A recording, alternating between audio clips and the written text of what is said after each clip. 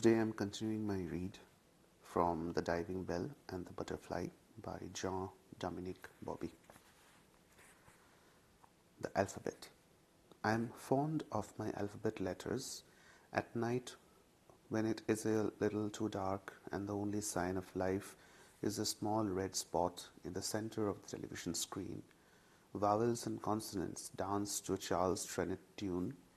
Dear Venice, sweet Venice, I'll always remember you. Hand in hand, the letters cross the room, whirl around the bed, sweep past the window, wriggle across the wall, swoop to the door, and return to begin again. ESARINTULOMD PCFB VHGJQZYXKW. The jumbled appearance of my chorus line stems not from the chance, but from cunning calculation. More than an alphabet, it's a hit parade in which each letter is placed according to the frequency of its use in the French language. That is why E dances proudly out in front while W labors to hold on to last space. B represents being pushed back next to V, and haughty J, which begins so many sentences in French, is amazed to find itself so near the rear of the pack. Roly-poly G is annoyed to have to trade places with H, while T and U, the render components of TU, rejoice that they have not been separated. All this reshuffling has a purpose: to make it easier for those who wish to communicate with me. It is a simple enough system. You read off the alphabet, ESA version, not ABC, until with a blink of my eye, I stop you at the letter to be noted. The maneuver is repeated for the letters that follow, so that fairly soon you have a whole word, and then fragments of more or less intelligible sentences. That at least is the theory. But the truth is that some visitors fare better than others. Because of nervousness, impatience, and obtuseness, performances vary in the handling of the code, which is what we call this method of transcribing my thoughts. Crossword fans and Scrabble players have a head start. Girls manage better than boys. By dint of practice, some of them know the code by heart and no longer even turn to our special notebook, the one containing the order of the letters, and in which all my words are set down like the Delphic oracles. Indeed, I wonder what conclusions anthropologists of the year 3000 will reach if they ever chance to leaf through these notebooks, haphazardly scribbled with remarks like "the physiotherapist is pregnant," "mainly on the legs," "Arthur Rimbaud and the French team played like pigs," are interspersed with unintelligible gibberish, misspelled words, lost letters, omitted syllables. Nervous visitors come most quickly to grief. They reel off the alphabet tonelessly at top speed, jotting down letters almost at random, and then seeing the meaningless result, exclaim, "I am an idiot." But in the final analysis, their anxiety gives me a chance to rest, for they take charge of the whole conversation, providing both questions and answers. And I am spared the task of holding up my end. Reticent people are much more difficult. If I ask them, "How are you?" they answer, "Fine," immediately putting the ball back in my coat. With some, the alphabet becomes an artillery barrage, and I need to have 2 or 3 questions ready in advance in order not to be swamped. Meticulous people never go wrong. They scrupulously note down each letter and never seek to pierce the mystery of a sentence before it is complete, nor would they dare dream of finishing a single word for you. Unwilling to chance the smallest error, they will never take it upon themselves to provide the room that follows mush, the ick that follows atom, or the nabal without which neither interme nor abome can exist. Such scrupulousness makes for laborious progress, but at least you avoid the misunderstandings in which impulsive visitors bog down when they neglect to verify their intuitions. Yet I understood the poetry of such mind games one day when, attempting to ask for my glasses, I was asked what I wanted to do with the moon. The Empress. Not many places in France still nurture the cult of Empress Eugenie. In the main hall of the Naval Hospital, a vast echoing space in which trolleys and wheelchairs can advance, five abreast, a stained glass window depicts the wife of Napoleon III, the hospital's patroness. The two chief curiosities of this micromuseum are a white marble bust which restores to the glory of her youth this fallen highness who died at 94, and the letter in which the deputy station master of Berk's railroad depot describes to the editor of the Correspondent Maritime the brief imperial visit of 4th May 1864. Through his words, I can see the special train pull in, the troop of young ladies of Eugenie's retinue, the joyful procession through the town, and the introduction of the hospital's little patients. Burke began life as a children's hospital to their illustrious protectress. For a while I seized every chance I had to pay my respects to these relics. A score of times I read the railwayman's account. I mingled with the chattering flock of ladies in waiting, and whenever Eugenie progressed from one ward to another, I followed her hat with its yellow ribbons, her silk parasol, and the scent of her passage. Imbued with the eau de cologne of the court perfumer, on one particularly windy day I even dared draw near and bury my face in the folds of her white gauze dress with its broad satin stripes. It was as sweet as whipped cream, as cool as the morning dew. She did not send me away.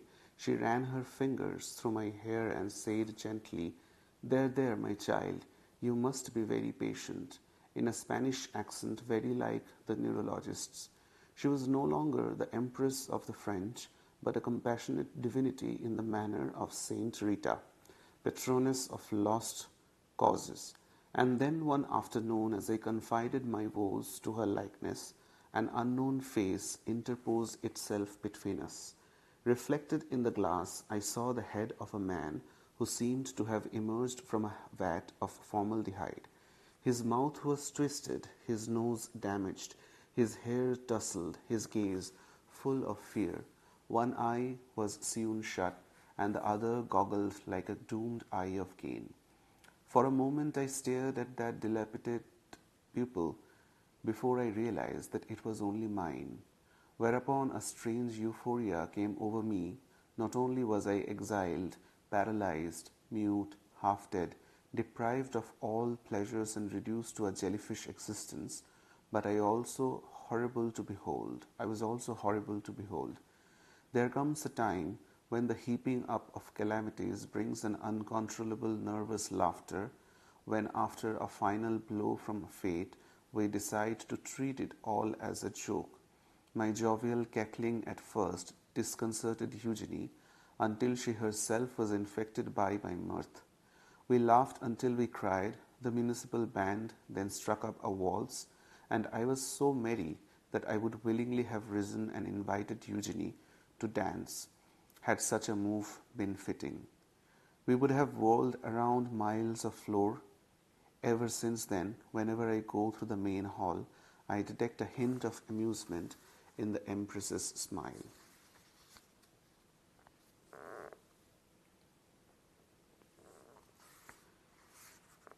Cinecittà. The Naval Hospital must be a striking sight to the noisy microlight aircraft which buzz the Burke shoreline at an altitude of 300 feet. With its massive, over-elaborate silhouette and the high red brick walls typical of northern France, it seems to have foundered on the sands between the town and the grey waters of the Channel. On the facade of its most imposing annex, as on the fronts of schools and public baths in the French capital, are the words City of Paris. created during the Second Empire for sick children in need of a climate healthier than that of Paris's hospitals. The annex has retained its extraterritorial status. For a while, cold reality places us in the Pas-de-Calais region. As far as the medical bureaucracy is concerned, we are still on the banks of the Seine. Linked by endless corridors, the hospital buildings form an authentic maze, and one routinely runs into patients from Menard hopelessly lost in Sorel, wards named after eminent surgeons, like children who have wandered from their mothers. These unfortunates mutter, "I am lost," as they wobble about on their crutches, being what the stretcher bearers call a sorel. I am more or less at home here, but the same cannot be said of newcomers. I could try to signal with my eyes whenever my wheelchair is pushed in the wrong direction, but I have taken to looking stonily ahead. There is always the chance that we will stumble upon some unknown corner of the hospital, see new faces, or catch a whiff of cooking as we pass. It was in this way that I came upon the lighthouse on one of the very first expeditions in my wheelchair.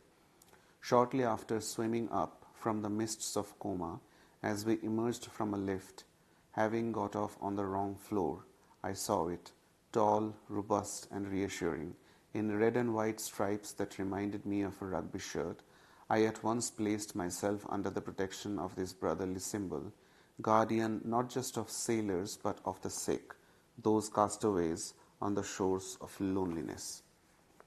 The lighthouse and I remain in constant touch, and I often call on it by having myself wheeled to Cinecittà, a region essential to my imaginary geography of the hospital. Cinecittà is the perpetually deserted terrace of Sorel Ward. Facing south, its vast balconies open up to a landscape heavy with the poetic and slightly offbeat charm of a movie set. The suburbs of Burke look like a model train layout.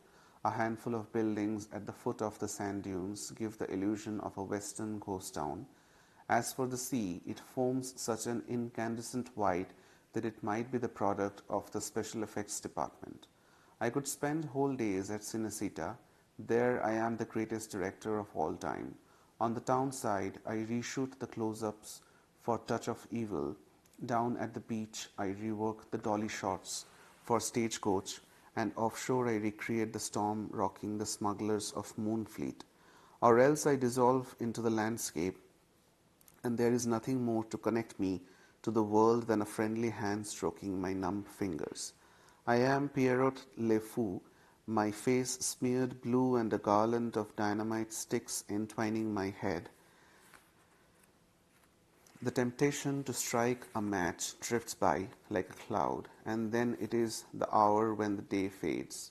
When the last train sets out for Paris, when I have to return to my room, I wait for winter. Warmly wrapped up, we can linger here until nightfall, watch the sunset and the lighthouse take up the torch, its hope-filled beams sweeping the horizon. Tourists. After devoting itself to the care of young victims of a tuberculosis epidemic after the Second World War, Burke gradually shifted its focus away from children. Nowadays, it tends to concentrate more on the sufferings of the aged, on the inevitable breakdown of body and mind, but geriatrics is only one part of the picture I must paint to give an accurate idea of the hospital's denizens. In one section are a score of comatose patients, poor devils at death's door, plunged into endless night. They never leave their rooms, yet everyone knows they are there, and they weigh strangely on our collective awareness, almost like a guilty conscience. In another wing, next door to the colony of elderly and enfeebled, is a cluster of morbidly obese patients whose substantial dimensions the doctors hope to whittle down. Elsewhere, a battalion of cripples forms the bulk of the inmates,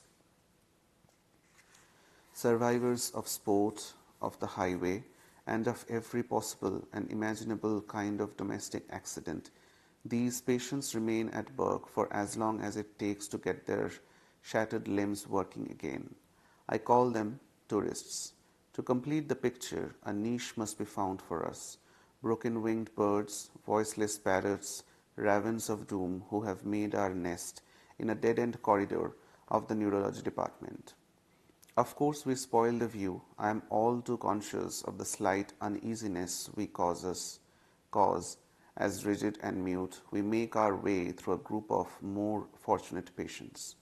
The best place to observe this phenomena is the rehabilitation room, where all patients undergoing physiotherapy are congregated. Garish and noisy, a hubbub of splints, artificial limbs and harnesses of varying complexity, it is an authentic court of miracles. Here we see a young man with an earring who suffered multiple fractures in a motorbike accident, a grandmother in a fluorescent nightgown who is learning to walk after a fall from a stepladder, and a homeless man whose foot was somehow amputated by a subway train. Lined up like a row of onions, this human throng waves, arms and legs under minimal supervision, while I lie tethered to an inclined board which is slowly raised to a vertical position. Every morning I spend half an hour suspended this way, frozen to attention in a posture that must evoke the appearance of the commendator's statue in the last act of Mozart's Don Giovanni.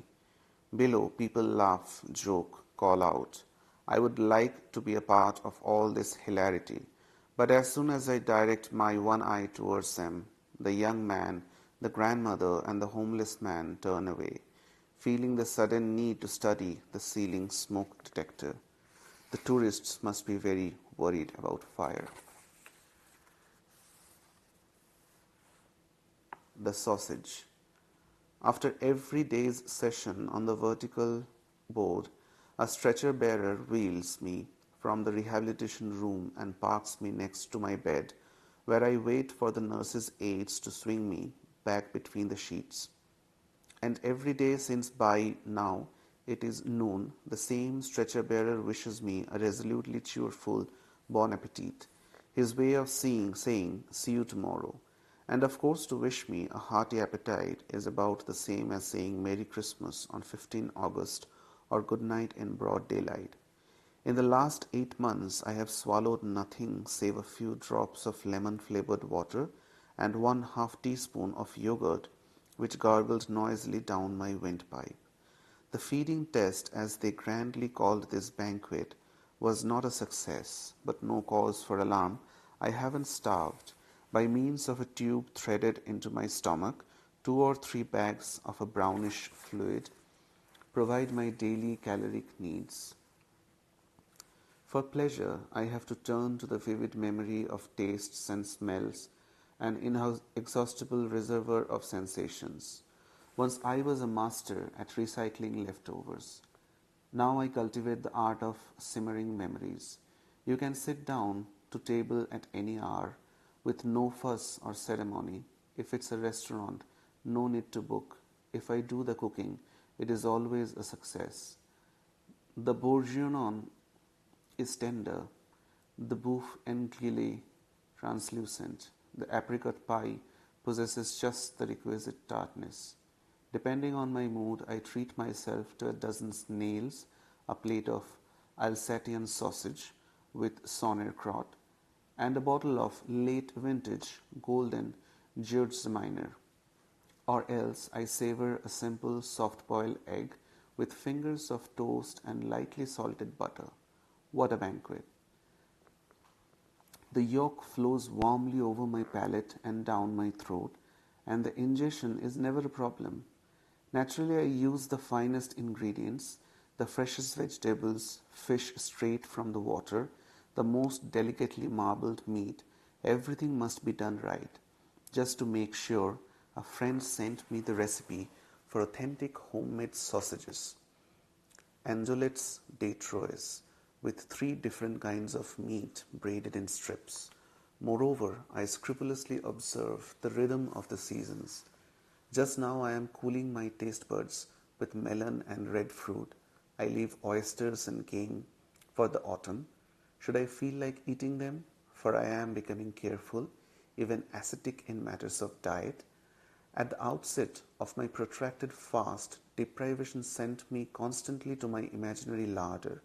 I was gluttonous, but today I could almost be content with a good old proletarian hard sausage trussed in netting and suspended permanently from a ceiling in some corner of my head. A Noble Lyons rosette, for example, very dry and coarsely chopped, every slice melts a little on your tongue. Before you start chewing to extract all its flavor, the origin of my addiction to sausage goes back 40 years. Although still at an age for sweets, I already preferred delicatessen meats, and my maternal grandfather's nurse noticed that whenever I visited the gloomy apartment on the Boulevard Raspatil, I would ask her in a beguiling lisp for sausage. Skilled at indulging the desires of children and the elderly, she eventually pulled off a double coup by giving me a sausage and marrying my grandfather just before he died. My joy at receiving such a gift was in direct proportion to the annoyance these unexpected nuptials caused my family. I have only the vaguest picture of my grandfather, supine and stern-faced in the gloom, resembling Victor Hugo's portrait on the old 500-franc notes in use at that time. I have a much clearer memory of the sausage lying incongruously among my dinky toys and children's books. I fear I will never eat a better sausage.